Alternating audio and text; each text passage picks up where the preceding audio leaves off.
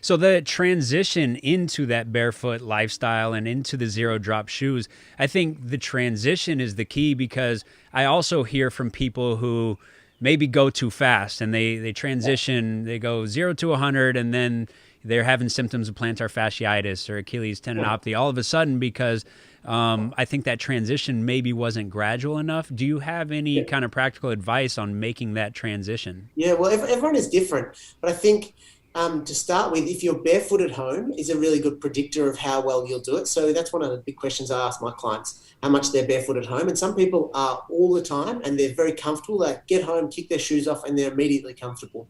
And so that's a good predictor as to how quickly you can transition. I think other people might take years to transition and have to do it through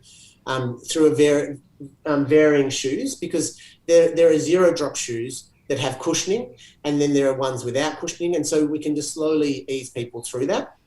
Some people don't have to do any exercises. Other people have to do a whole lot of exercises, mobility and strength work to help them through the transition.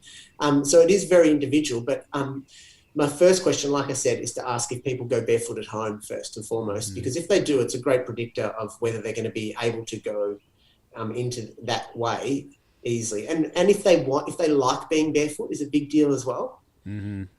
My wife is an interesting example. She's done none of the exercises, none of the transition things, but it's taken her like 3 years to transition, because she does nothing that I would suggest. Yeah, So, yeah. yeah. And do you just kind of recommend like lower intensity stuff, just kind of walking around and then getting into jogging and then into jumping or whatever? Definitely, yeah. So just for day-to-day wear and building up time gradually.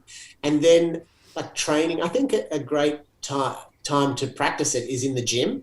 Either barefoot or in shoes, because you're far more aware of how activated and switched on you are. And so you're not going to go into those lazy moments of just like hanging out on the end range of motion of your joints. Like, you're far more likely to be conscious of the way you're using your feet for that hour that you might be in the gym.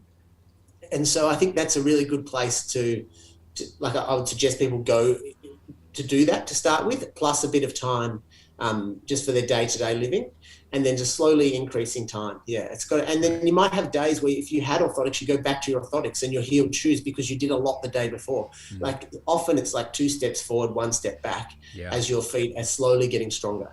So this is not a magic answer, but it's a long-term goal to build up better strength in your feet, I think.